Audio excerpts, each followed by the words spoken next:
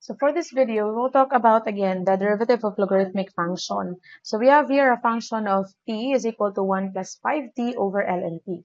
Kasi nga ito ay quotient, so we will apply po yung ating quotient rule na v times the derivative of u minus u times the derivative of v over v squared.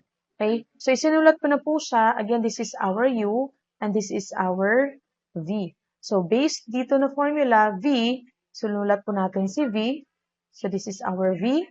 Tapos, derivative of our U, okay, minus our U, which is si 1 plus 5t, derivative of our V over V squared. So, same po yan kung ano po yung formula na nasa taas.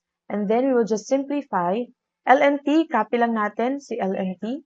Ayan. Tapos, the derivative po of 1 is 0. So, derivative of a constant, that is 0. The derivative of 5t is 5.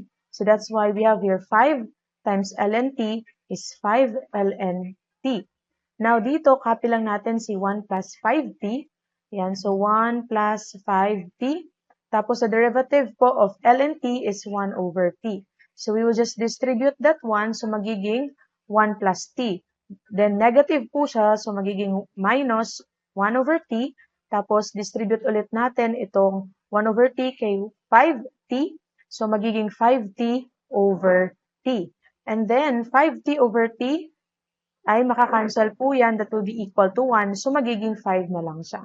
So basically, ito po yung ating final answer, 5 ln t minus 5t minus 5, kasi 5 na lang po yung natira dyan sa taas over our v squared, which is c ln t squared.